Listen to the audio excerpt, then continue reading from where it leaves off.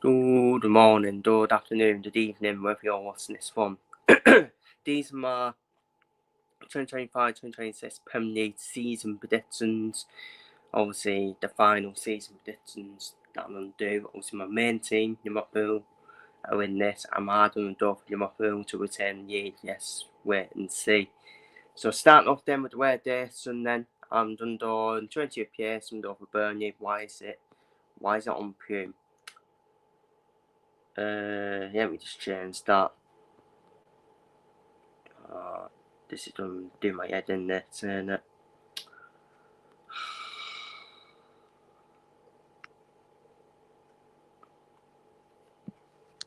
Let me just sort this out. This stuff, oh, yeah, there we go. Now we're back then. 20 PS. I've done for Burnley. Just because they're just happy to be there. Yes, be real. They've got a pathetic mentality. They really have. All the Burnley fans saying, "Oh, we'd rather do it up and down, get a porn stars knickers or get a yo-yo." Just a pathetic mentality, really. I think Leeds and Sunderland will have more ambition on staying up. Burnley, they're just happy to be this club, to be up and down all the time. The squad is too good for the Championship, but it's still too bad for the Premier League. Yes, they've signed Kyle Walker. Well, if you do, well done. You signed a 35-year-old Kyle Walker who can't even track back anymore. Let's be real. So yeah, Whippy do. Still the same squad. Stop Parker. Too good for the Championship. Too bad for the Premier League. Burnley will be rock bottom, in my opinion. In 19th place, I have done for Leeds. I do want Leeds to stay up, but I just don't think they've done enough, really, in the transfer window. I know the problem is for Leeds, the signings, any other League, they are good signings, but there's just a huge staff in the Premier League, let's be real, between the safety mark and teams who are coming up from the Premier League. Barker has never had a good time in the Premier League. He's always done back down, hasn't he? That's another reason why I put these to be where dated. On yes, they can sack Daniel Farker. If they can sack Farker, then I actually think he's got a chance of staying up. But if they keep hold of Farker, I just think he sends Leeds down personally, especially with his style up here as well. Didn't work out for him the last time in the Premier League. The last 2 times with Norwich. Why do you think it's going to work out again? Because it isn't, in my opinion. So I think Leeds will go down. They are a traditional Premier League club. They really are, with the fan base as well. But I want them to stay up, but I think they'll go straight back down. So have I done for the full house of the youth promoter teams to go back down? No, I haven't. I have done for Brentford to finish in 18th. They've lost players. They've lost in Primo to Manchester United. They've done use Visser as well to most likely Newcastle. As well. They've lost their main asset in Thomas Frank as well to Tottenham Hotspur. Keith Andrews has had no experience as a manager. All he's been is an EFL pundit. Let's be real. He's been an EFL pundit. It's been a set piece course for Brentford as well. But what does that mean? A set piece course does not mean he's going to be a good manager, does it? Let's be real. Which is strange because I feel Brentford have actually made some experienced signings. They've signed Kelleher for Muds. Which for me, no disrespect to Brentford, I think Kelleher is better than Brentford, in my opinion. But it's down to first team football for him. Jordan Henderson, well experienced signing for Brentford. I actually think that's a sensible signing with his experience in the Premier League. I actually think he's a better player than Nordad. Honestly, I think he's a better replacement. A better player than Nordad, who's gone to Arsenal. Which is baffling why he's gone to Arsenal, but okay. But it's just that forward line, isn't it, for Brentford? It's a bit Mbeumo and Wissa, massive misses, in my opinion. Darmstadt had a better season last season, didn't they, for Brentford? Fabio Carvalho, we got him as well. See, Brentford, this is a problem. Brentford defensively and midfield are actually okay. They're decent. It's just that in the attack that's a lot of goals you're taking out of Brentford, in my opinion. And with Keith Andrews' inexperience, it's a big worry. At least with Dario O'Neill, he had under 21 experience, didn't he? As an under 21s at Liverpool. Even though I didn't think that was going to work out either. So you just never know with Keith Andrews. He could be another Dario O'Neill and do a brilliant show at Brentford, but Brentford are really missing goals in attack, especially if Wissa Leeds as well. So I actually think Brentford will actually go down with Leeds and Burnley, in my opinion. So I have done for one new promoted club to stay up, and that is Sunderland in 17th. They signed Granit Xhaka. Granit Xhaka well experienced in the Premier League with Arsenal as well. He honestly keeps his head in place. He's a good midfielder, a sensible signing. A sensible sign for Sunderland. And I've been impressed with Sunderland's transfer business as well. Adingra, experience in the Premier League as well with Brighton. They've added to it Sunderland as well. Experience. They signed that Ronaldo as well at left back, who used to play for Atletico Madrid. And they've added to it Sunderland. They've lost the likes of Tom Watson and Joe Burnham, but I think they replaced them well. And we don't know how the manager's going to do in the Premier League, do we? But in the Championship, he made his team an effective team. When I watched Sunderland in the Watch On, I wasn't really too impressed by them. I thought they were quite boring to watch. But at the same time, they are an effective team. I think they are going to be a tough team to beat this season. I really do. A tough Pierre Sedorta as well, with his style up here. As well. I actually think Sunderland will get results. This is the way they set up as well. So I think Sunderland stay up, people. I think they stay up. I think they finish in 17th. And it was a toss-up between them and Brentford. Yeah, to go down. But I think Sunderland will stay up. I think they'll stay up ahead of Brentford, in my opinion. Because I think Sunderland have got the perfect balance all over in their squad. Brentford are lacking goals in attack as well. So I'm asking for Sunderland to stay up, in my opinion. In 16th place, I don't for Wolves. I think they'll be okay. They always seem to find a way to stay in the Premier League, don't they, every season. This is the thing, every season people say Wolves are in trouble, but they always find a way. They have lost Ed Norway, and Cunha, but they still got the eyes of Larson, Henry Chan. They still got good midfield in Andre, and Joe Gomez as well. So I think they're okay, Wolves. I think they'll be okay. I think they'll finish in 16th, in my opinion. We may see Victor Pereira get sacked. That wouldn't shock me at all. But that's what Wolves do every season. If they're not up to it, they get a new manager in. He has an impact, keeps Wolves up, and it's going to be the same then this season. I think Wolves will finish in 16th. In 15th place, I done for Bournemouth. I think they'll be okay, but quite concerning for Bournemouth that they have lost their defence, really. They've lost Cortez to Woods. They're about to use Sabinale to PSG. They have lost... Who else have they lost? Obviously, the goalkeeper. Tepper to Arsenal. They've lost Hodgson to Real Madrid. That's the one I was thinking of, Hodgson. That's the big miss. They have Tecro de Semenyo, which is big for Bournemouth. Kluivert's still there as well. They still got a tower as well. So Bournemouth, they've not really lost their front line, really. They just lost their defence, really, Bournemouth. And they are very decent midfield. So I think it'll be a drop off from that season, but I do think Bournemouth won't be in anywhere there's some trouble, I don't think. As much defence will be a concern. So I'm going to go for Bournemouth in 15th. In 14th place, I've gone for the FA Cup winners, Crystal Palace.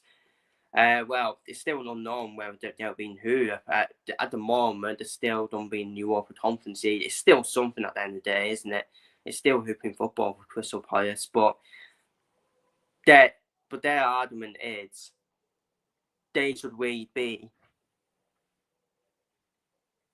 in the Europa League. And right, so they are right to appeal that and have their spot in the Europa League, in my opinion, because that's where they should be.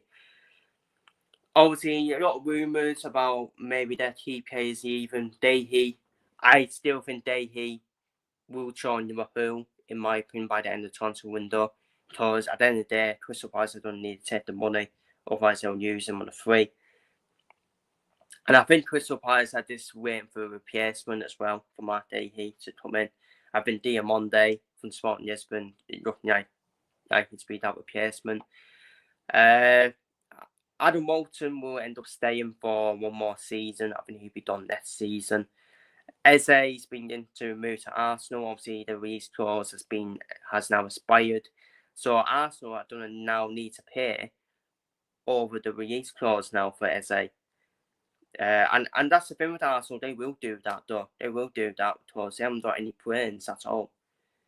They can't be bothered triggering the release clause, but yeah, they want to overpay for Eze. Eze's quality, by the way. Eze's a baller, but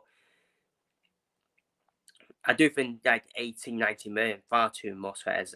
Let's be real. He's nowhere near first level, in my opinion, but he's still a baller. It wouldn't shock me if Eze does a Bayern Munich. It wouldn't shock me at all to end up with Eze. That wouldn't shock me either. So that's still unknown with Eze. Will he leave or not? If he does leave, then that will be Arsenal's final signing of the transfer window. If Eze doesn't leave or doesn't join Arsenal, then Arsenal won't do any more transfer business, in my opinion. And obviously, they still kept hold of Mateta as well. Mateta, Crystal Palace. Plus, I think hooping football, whichever hooping competition they win, is going to have a bit of an effect on Crystal Palace as well, in terms of the lead. So I think they'll finish in 14th, in my opinion. In 13th place, I've done for Fulham. I think that's a respectable prediction for Fulham. They do this every season. They always seem to have a good first half of the season, then drop off once they reach the 40-point mark. They're a mid-table team, Fulham. They always will be a mid-table team every season. Which is not a bad thing, by the way. It's not a bad thing. Maybe getting that's hooping spot, maybe. But it's always top 10 or mid-table with Fulham. They still kept hold of Robinson, by the way. I still can't believe no one's done in for Anthony Robinson, who is the best left back in the league, in my personal opinion. So, yeah, Fulham, they've kept most of their squad, haven't they? Kept most of the squad. Mid-table, top half, mid-table finish for Fulham. I think they'll finish in 13th place. In 12th place, a lot of people are putting West Ham to be in a relegation battle. I still think they've done enough with Paqueta, Gerard Bowen. I know they've lost Kudus to Tottenham Hotspur. It's Graham Potter's second season at West Ham as well. I think West Ham, they won't be anywhere near where there's some trouble, in my opinion. Again, I think this is a respectful position for West Ham. I think West Ham, with the stadium they got, should be doing better. They should be at least in the top 10 at West Ham, especially with the squad they've got. So I think West Ham will finish in 12th, in my opinion. And I think that's a respectable position. In the 11th place, I don't for Everton.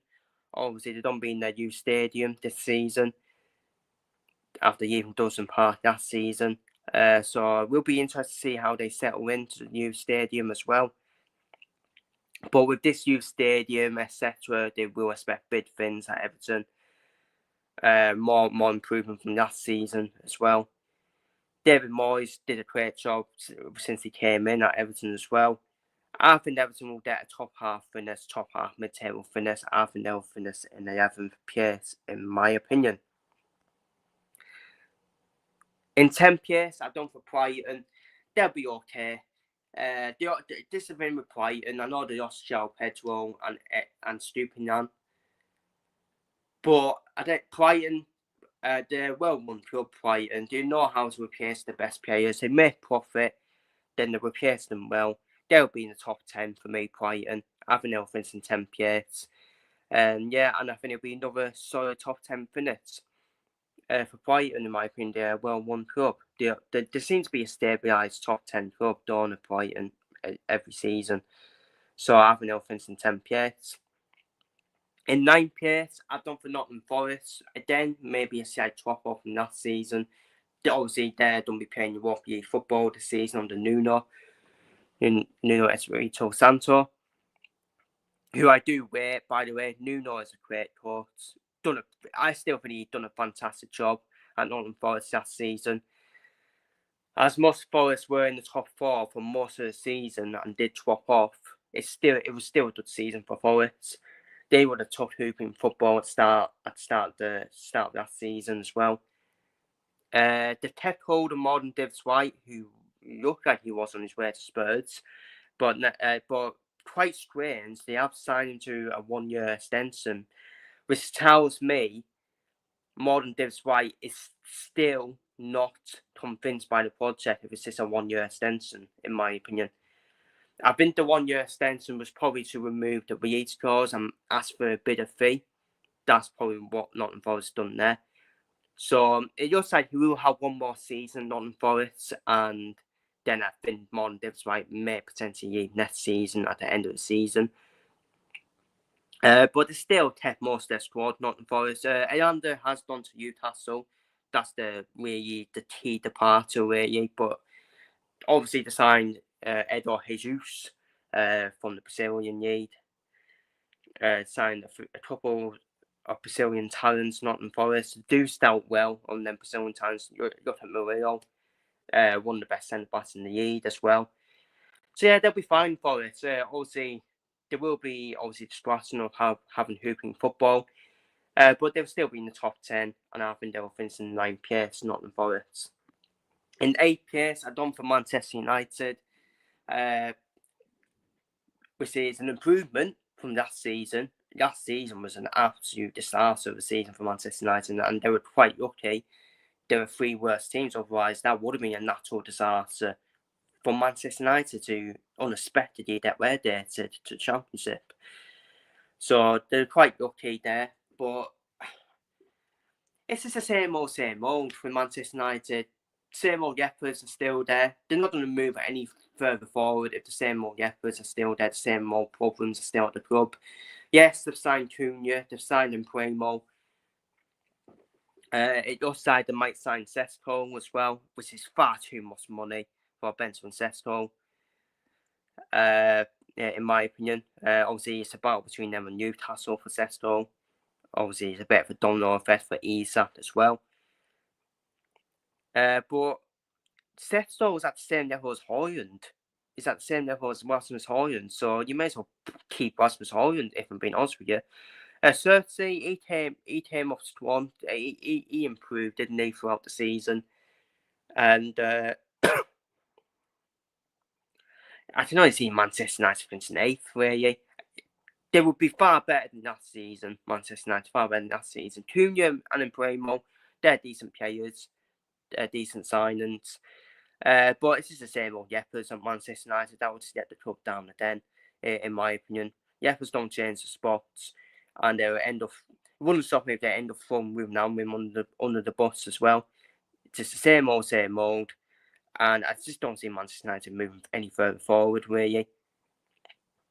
So I think Manchester United will finish in 8th place, in my opinion.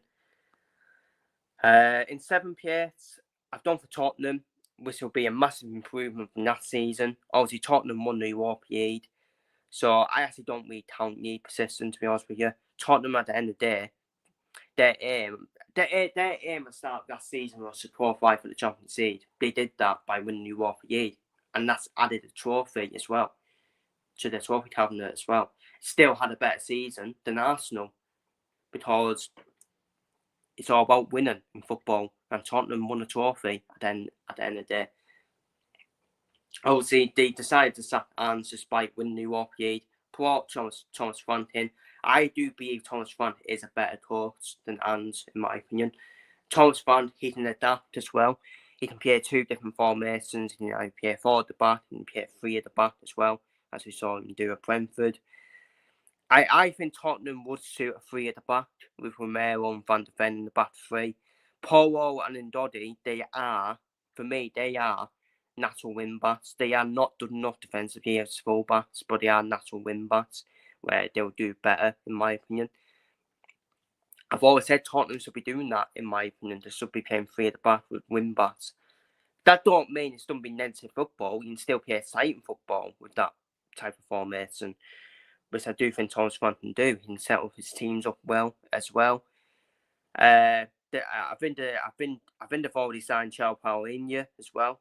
João Paulinho is about to sign. What a signing that is, by the way, for Tottenham to play in that defensive midfield role alongside Kuvetsi and Maddison in like a midfield 3. Kudus will probably play in the front 3. Obviously, Son's done the year Tottenham. I think Son's leaving Tottenham at the right time because he was AIDS and wasn't he, Son? So you got Kudus to play on the wing as well with Siante up front. Tottenham have got a good squad. I do believe they've got a decent squad, Tottenham. And Thomas Frank will be looking to develop Brennan Johnson as well, because like he did with Bremo and Ritter. So positive signs for Tottenham. Positive signs. I think this is a good finish for Tottenham at 7th place. Still hooping football, even though it's UEFA Conference League. And I just think the other teams are still better than Tottenham, in my opinion. So I think Tottenham finished in 7th place, but must improve season from that season under Hans as well. And I do believe Thomas Frank is a decent appointment as well. So I think Tottenham will finish in 7th place. In 6th place, done for Unai Emery's Aston Villa. Obviously, Aston Villa will be playing Europa League football this season. Unai Emery's favourite competition. He's won it 3 times. I do expect Aston Villa to go really far in the Europa League. I actually think they'll reach the final. I do think they'll reach the final, but I think they'll lose out to Roma. I think Roma will win the Europa League under Gasperini. Roma have got a good squad as well with El Shaarawy, Dybala, Dobrik as well. Dobrik, an underrated striker as well. So I do think Roma will beat Aston Villa in the Europa League final. But I think that will still be a good tournament one for Aston Villa under Unai Emery. And I think Aston Villa will qualify for Europa then. Obviously, Rashford has signed for Barcelona, which is a big game for Manchester United. Rashford even, because he's one of the Yeppers, that's Yepper Football Club. I don't think they've signed Asensio on the permanent deal, which I'm quite surprised about. I think he's a baller, by the way.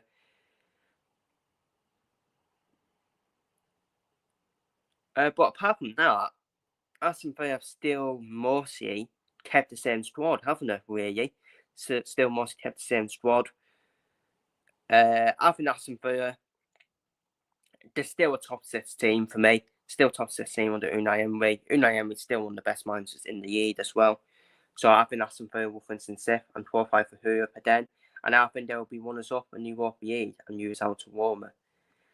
In 5th place, I've done for Newcastle, who have had a quiet transfer window. They've only signed Aganda so far. Obviously, they signed Ramsdale as well. And Ramsdale, which is more competition for Nick Pope. Which is quite interesting, because what are Newcastle doing with this? Because they've got 3... The Ramsdale signing makes no sense for me. Because I think Newcastle have already had good goalkeepers in Nick Pope and Dubravka. They're good goalkeepers for me. But they've had a quiet transfer window, Newcastle. they need a backup centre back because Botman is injury prone. Falconshire is getting on now, so I do think they need another centre back. I think they need a backup left back for US Hall. I don't think Matt Tarder is good enough as a backup left back. Dan Burns is a centre back. Your side they have Teko and Livramento, which is bid for Newcastle. So they're all here right back with Trippier and Livramento, two good full-backs. Obviously, I think Newcastle have the best midfield in the league with Tenaya, Damares and Joe Linton, so they're all here there. They could do with a backup midfielder to challenge them three, like something like Douglas Luiz, something like that. That would be a sensible sign for Newcastle. Obviously, I think they're well covered on the win areas at Newcastle. It's all about really getting a striker or two strikers now because obviously Callum Wilson's gone to West Ham. And Wissa, I think Wissa is done a sign for Newcastle, but I think he's on. I don't know if he's a good enough replacement for Isak. If Isak does leave Newcastle, which I do think Isak will leave Newcastle, by the way. I think Isak's Liverpool's already done, personally. I think that's already done. I just think Newcastle, I'm just trying to get a replacement and then let him go. And the thing is with Newcastle, do they want to really keep a player that's unsettled and done a kick off a foot? Not really. I don't think they should. I think Newcastle will be better off selling Isak because at the end of the day, if they sell Isak, get that money, you can sign 3 or 4 positions that you need. And that actually strengthens your squad than keeping Isak. If you keep Isak, you're not really strengthening your squad way in terms of squad depth, which is what Newcastle need. The men need squad depth for me. They have a great start at 11. They just mainly need squad depth. So I actually think they should sell Isak because it would help massively with squad depth. So I think Newcastle will still finish 5th. Even if they do use Isak, I still think they'll be top 5 Newcastle because they will get replacement in. I don't know if it's done by Sesto. I think Sesto is leaning towards Manchester United. So I think Newcastle might be trying to go after Ollie Watkins, which again would be a loss for Aston Villa if that was to happen. I do see it being Watkins and Wissa for Newcastle. Potentially, but then, are they looking at Wissa as the main replacement for Isak? Because it's going to be hard to get Watkins out of Aston Villa because Watkins will want to keep Watkins as well. Odsola as well as a backup at Newcastle. I don't know if he's good enough to be starter, so they could end up with Wissa Newcastle as the main starter. As much as Wissa compares as striker, he's also mostly a left winger as well. So it'd be interesting to see who Newcastle gets as a replacement, really. But I think they will still finish in 5th. I do think Isak will leave. And that would be very, very worrying if they do get Isak leave, because who the hell do they get as a replacement? If Watkins is not going to leave, if Sesto, we don't know if Sesto is leaning towards Manchester United, he might still go to Newcastle. For me, I think United will sell to a club with the most money, and that's Newcastle. Because I don't think Man United will overpay for Sesto, but you just never know, do you? So I think Newcastle's still top 5. They'll still finish in 5th place. So now we move on to the top 4. In 4th place, I done for Chelsea. And you know what? Fair play to Maresca, because I don't rate Maresca, but he has won 2 trophies. He has won the Conference League and he's won the Conference last season, and now he's won the Club World Cup as well. They are world champions, Chelsea. They beat PSG in the final as well. This is what Chelsea do. They are a very good knockout team, Chelsea. And this is why I think Chelsea will win another trophy this season. I actually think they'll win the Carabao Cup this season, Chelsea. They always seem to do fine in the Carabao Cup as well, Chelsea. I actually think they've made good signs as well. João Pedro, even they have strengthened that forward area. They've signed Dittons as well.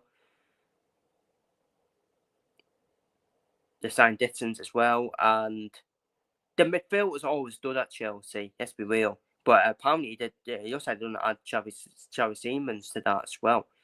So they're well stacked. They are well stacked in the attacking areas. They've signed Joel Hatto, who mostly played as a left back at Ajax. I'm not sure if he will sort out Chelsea's defensive problems, but he can play as a centre back and a left back. But for me, I think Hatto is better in a back three, personally. So I actually think he's more of a left back for Chelsea. So I don't know if they've really sorted out their defensive problems with Chelsea. I do feel Chelsea need another centre back. They need a quality centre back and they need a goalkeeper, which is still Chelsea's weak areas, in my opinion. But if they can improve that, Chelsea are pretty force, I'm telling you right now.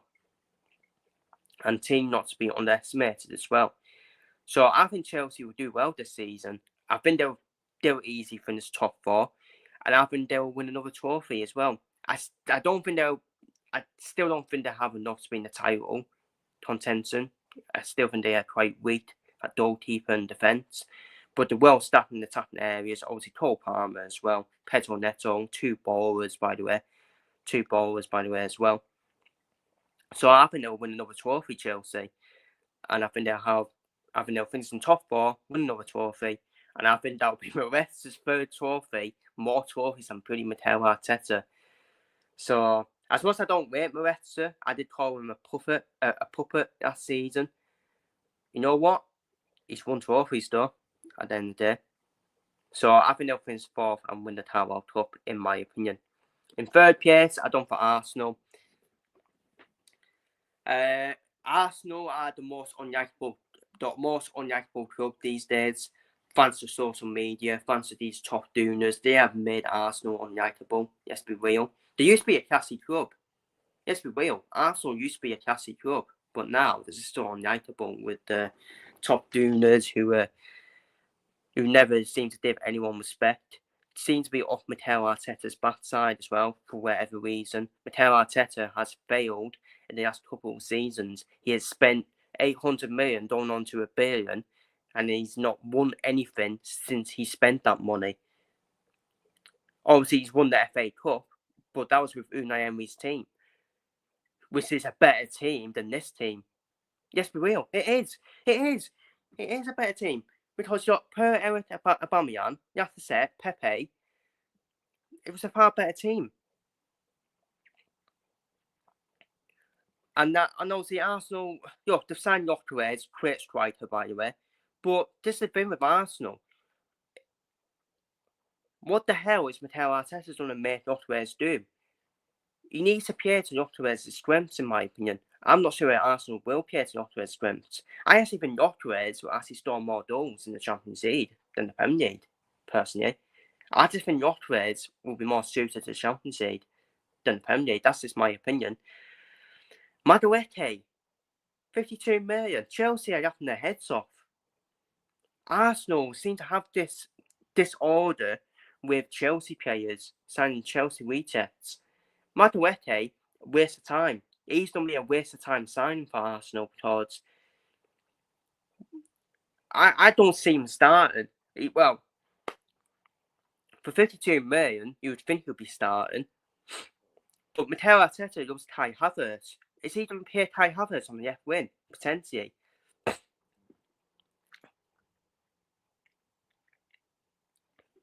Arsenal are weak. They are weak in the left wing area. Martinelli, not the same player he was under Unai Emery. Mikel Arteta has ruined Martinelli. He was a number 9 under Unai Emery. That's his position. And now, they are struggling to sell him. And yet, you saw Liverpool sell Diaz to Bayern Munich, who had selling value. And Arsenal struggling to sell him. Trossard, struggling to sell Trossard. I do rate Trossard, by the way. But I just don't think he's good enough to be a starter for Arsenal. And even if they do sign Eze, they're just going to ruin him. They're just going to ruin Eze and put him on the left wing and make him track back. even more injuries for Arsenal with the way Mikel Arteta plays and the way with his training methods. This is why Arsenal have been getting injuries most recently now, because they've been overtraining these players. Saka not done with the same player now with that grade 3 hamstring injury he suffered last season. We saw what happened with Michael Owen. His career was done. It's going to be the same as Saka. Subimendi, I do rate Subimendi. I think that's a good signing. But again, he's only done a work in a double pivot. He's not done a work in midfield 3 when he's getting pressed as well. When you got teams that press the opposition, he's going to be completely useless, Subimendi, because he doesn't have to be pressed at all. So he only works in a double pivot. Martin Odegaard, I have never rated that guy one bit. Never rated that guy one bit. All he does is hair fits and all that. But he's the captain of Arsenal. He's the perfect captain, though, because he's the perfect PR captain. Oh, look at the way he fits his hair and all that. The biggest problem at Arsenal is Mikel Arteta. He is not good enough to get Arsenal over the line, and he won't do it again. Arsenal, for me, they've never had the squad to be good enough in the Champions League or the Premier League. But there's no excuses. They definitely had the squad to be good enough to win the domestic cups. So I can't believe the media keep sucking off Arsenal when they've won nothing. Mikel Arteta, one of the greatest managers in Premier League history. Are you actually having a laugh? You having a laugh? Hardwick said that, and he played for Sir Alex Ferguson, by the way, who was the greatest manager of all greatest manager. What are we doing here? What are we doing here? And this is why I put Arsenal third. Arsenal are not chancing for the title this season. They are battling with Chelsea for third. Let's be real. And to be honest with you, wouldn't shock me if Chelsea finished above Arsenal. Because I think Chelsea have done better transfer business than Arsenal, in my opinion. So, all of you have watched my videos from that season. I never feared Arsenal once. Never feared Arsenal once. Once Man City were out the title race, I said we're winning this league. Because no one fears Arteta. No real fan fears Arteta at Arsenal. He's the one holding Arsenal back. Because Arsenal on paper, they've got a great squad. They did have a good squad. The defence is good. That's their strong point, the defence. Can't deny that. But Arteta is the biggest problem at Arsenal, holding this club back. They haven't even got a left back. They sold their left back. They left their left back door back to Celtic and Keane Turney. Eurostay is a midfielder. Eurostay is quality, by the way, but he's a midfielder. Calafiori is completely useless. He only works in a back 3. Simple as that. Otherwise, it's useless. Simple as that, especially defensively. Even Ranieri, they tied him down to a youth contract. Why? He's down the pecking order. He's down the pecking order at Arsenal. Because if you think of it, he's not on the debt ahead of Odegaard or Havertz. He's not on the debt ahead of Saka. And he's not going to be repaid on the left wing, even though I would actually pay him on the wing, to be fair. Because I do think he's a baller. But I think this new contract has actually ruined Ranieri's chances. And I think he's going to be another Smith Rowe, where Arsenal will probably end up using him for quite a bad fee. To be honest with you. And obviously, they're hyping off this Matt Stallman. Fair enough, he does look good, the Matt Stallman. But he's 15 years old. Still war. A bit like Rio Nadorma for us, he's still war. Don't overhype him. And then, having Matt Stallman's playing under the one manager, Mikel Arteta, who is a manager, who is a player killer. Simple as that. He's a player killer. Even if Rothwell stars goals in the league this season, Arsenal are not winning anything. Still, they are not winning anything. If they do win something, too white. They should be winning something with the money they spent. They've been a failure, Arsenal. And I can't believe they've been sucked off. Arteta should have been sacked a couple of seasons ago. Arsenal are bottle jobs as well. The bridesmaids, they are bottle jobs. They bottled that lead when they had an 8-point lead. They bottled that lead, Arsenal. That's a bottle job for you. That's 2 months of the season, 8 points here, and they bottle it. They are specialists in failure. Jose Mourinho has said it as well. Specialists in failure. What a dot Jose Mourinho is. So yeah, same old Arsenal for me every season. Same old Arsenal. I will not fear Arsenal until Arteta is done. It's all right making these signs like Supermendy and Gyökeres. And what about if one of Sierra and Gabriel gets injured? All of a sudden, there is a chop-off, massive chop-off in depth in terms of centre-backs. Kivior's not done enough, as much as he had a dud end to the season. Moustero, don't know how he's going to do, but from what I've seen of him, I thought all he's got is pace. That's it. He's still not done enough defensively.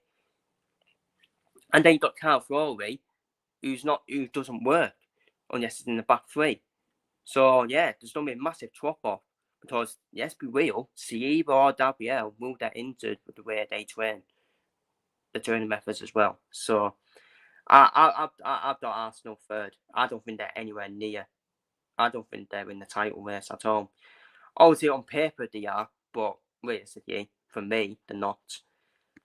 In second place, I don't for Manchester City. I've been there massively improved from last season. I still don't think Man City will win the league. I still think they are terrible defensively. I think Aït-Nouri, then he's a win back. He's a win back for me. He's on that caught a lot of times defensively. Unless you put Vardio next to Aït-Nouri, that's what City could do. Ruben Diaz is and getting old. We don't know what's happening with John Stones. He's aging as well. Etanzi has had good and bad games. Nathan Ake, again, good and bad games as well. Right back is quite a massive weakness for Man City at right back. They're still not got a right back in. So you can't tell me they don't play Nunes at right back. Otherwise, then just forget about the E title, in my opinion, if that's the case. Obviously, the port changed Trafford in to obviously challenge Ederson. Well, one of Ederson or Ortega will be even. I would actually keep Ortega. I actually think Ortega is better than Ederson, personally. Ederson's still a great goalkeeper, by the way, but I think Ortega is quite underrated as well. Trafford, I'm not sure about that, how he'll do at City. But that's mostly to try and get called up to the World Cup, isn't it, for Trafford, really? Obviously, they've signed Reinders, quality midfielder to play alongside Rodri. Cherky will probably play in the number 10 role. I think Phil Foden will still play in the front three with Savinho and Haaland. And obviously, you got Mahmoud as well. So they still got depth, Man City. They still got squad depth. That's the thing, Man City. And then they still got squad depth because they signed in Chamberlain as well. And but I just think defensively, it's still a big problem for Man City, and you do need a good defence to win the league. Vardio is a good defender. Diaz is a good defender, but he's aging, so it's mainly the fullback areas for Man City where you can get at them. Aït-Nouri is not the best defensively. He's more of a win back, isn't he? And he can't play midfielder right back, which is what Nunes is. He's a midfielder. You can't really play him at right back, to be honest with you. But I do think they will have a much better season than last season. I do think they're in the title race, but I think they'll fall away just due to the weakness in the fullback areas. But I do think they'll win the FA Cup because I can't see Man City having another season not winning the trophy. So, and I do love the FA Cup as well, Man City. Do love a won the FA Cup. So I think they'll win the FA Cup, in my opinion. Which means my winners, I've done for my team, Liverpool. I've done for my team to retain the title. Obviously, you can say we've lost Diaz to Bayern Munich, and we're still waiting on Diaz replacement, which we will get, by the way. We signed Etetite, which for me was unfortunately a replacement for Dodd West's son, Diodlo Jota. It's still mad to say that, isn't it? And that's another thing. We're obviously going to have that motivation now to have a successful season for Diodlo Jota, who obviously had that tragic incident, and unfortunately lost his eye. Still thinking about his family, by the way. I'm still thinking about his family. So sad, we was so sad. One of my favourite players as well, absolute baller as well. So he's done be a massive miss, Diodlo Jota. We signed Etetite, which I feel was a Jota replacement. I don't think he's done be our main number 9. But he will get games though at Etetite. We will rotate him with a certain striker if we do get him. I do think we will get Isak, if I'm being honest with you. I just can't see Newcastle wanting to keep Isak now. So I think they'll accept the next transfer bid of the Mafool. But yeah, we've done a madness, haven't we? Where the hell has this money came from? Throwing first as well, bad boy baller as well, throwing first. Which is a huge upgrade on Solskjaer, massively. And then, this is what champions do. They improve their squad every season. Throwing first, in for Solskjaer. Isak, in for Nunez. Nunez will hopefully be even.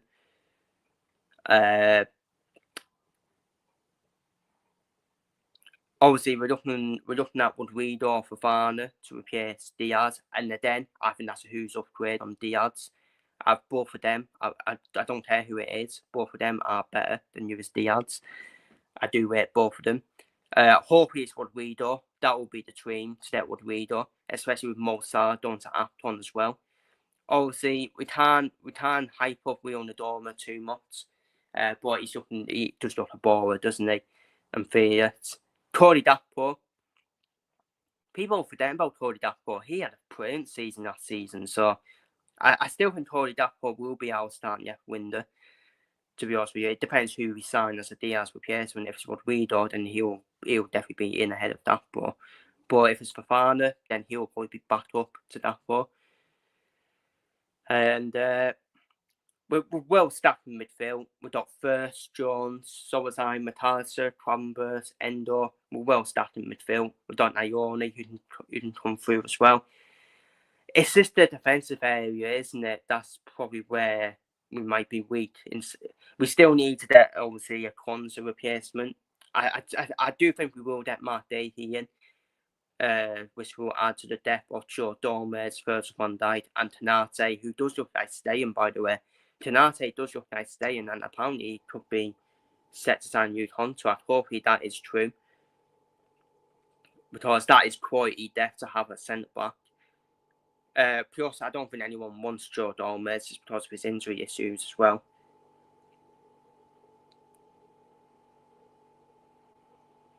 And obviously at goalkeeper, we obviously signed Mount Asfee, who's going to be back up to Alisson. We were already prepared, weren't we? We already knew Mount Asfee was going to replace Taylor. So that's a backup to Alisson. Mount Asfee, he's decent. He can have a bit... He is a decent goalkeeper, but he can have a few mistakes from what I've seen of him in La Liga. But I still think it's a good backup for Alisson. And obviously we signed Frimpong and Turkheads, which is the fullback Arne Slot wanted, which is what Arne Slot wants with fullback Frimpong and Turkheads, who can track up and down. Both have pace, both are rapid, by the way, as well. Frimpong still has that creativity, in my opinion. As most people say, Trent is done be a bit miss. I still think Frimpong does have that creativity. We saw it at Leverkusen. Turkheads has that creativity as well. And will be the starter over Robertson and Tsimikas. Apparently Tsimikas might be staying. So again, that's more depth, isn't it? That's more squad depth in terms of left back. And Robertson's an easy cover as a backup centre back. I don't like Robertson at centre back. I think that's just stupid, by the way. So I do expect one of Robertson or Tsimikas to still leave. I still think Tsimikas should still leave by the end of the transfer window, because he needs to think about the World Cup as well for tweets. And we don't know if Chiesa is going to end up staying. He's thinking about the World Cup, but Arne Slot wants to keep him. So I wouldn't mind keeping Chiesa for another season. But then it's another option, isn't it? So yeah, I'm confident. I still don't think. I still make us favourites to win the league, because I still think we strengthened.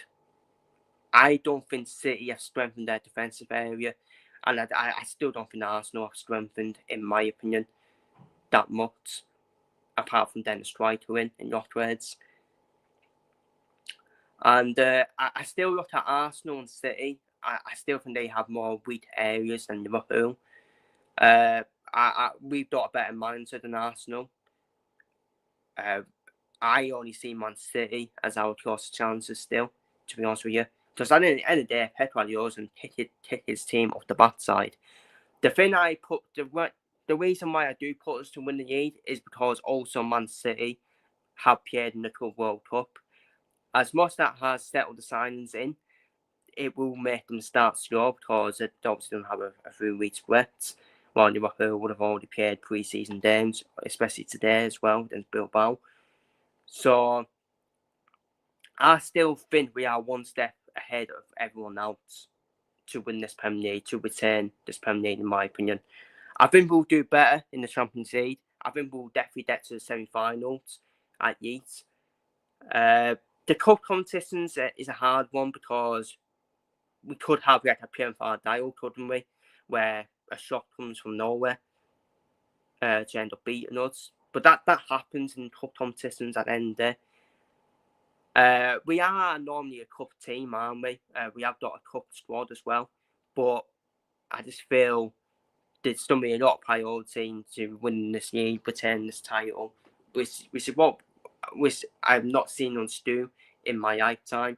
So I do want to retain the lead. And I think we will retain the lead as well. I do think we will retain it. I still think Arsenal and City and Chelsea, they need to do a lot more, in my opinion, to put themselves in contention. But I do think Man City, the only team I think I would fear is Man City. That's about it, because they can bounce back after a bad season. Yes, we will. They've done it before. After we won the league in 2020, Man City bounced back and won it. So Man City will bounce back and will win the trophy, but I just don't think they will win the league. I do think we'll have one step ahead of everyone else still, and I think we will win the league, especially if we can make the signings that we still need. If we can make them signings, then I think we will retain the title, in my opinion. And we're going to have motivation as well after unfortunately Diogo Jota losing his life. So we're going to do it for him as well. It was same as last season, wasn't it? We had a bit of motivation to do it for the manager, the new manager coming in as well. So we're going to be doing it for Jota this time as well. So I'm going for us to retain the lead. They are my Premier League season predictions. Feel free to leave your season predictions down below in the comments. By the way, I'm not saying we will dominate the league, because I don't like this narrative. People saying, "Oh, we sign this player, the league's done." I don't agree with that personally, because you just never know. First, might get an injury. Either might get an injury, and all of a sudden, it's level playing field, isn't it? So we can't predict, can we? We can't predict the future. I'm just trying my hardest to predict the Premier League, really. So I'm still being humble, really, ahead of the season. Anything can happen.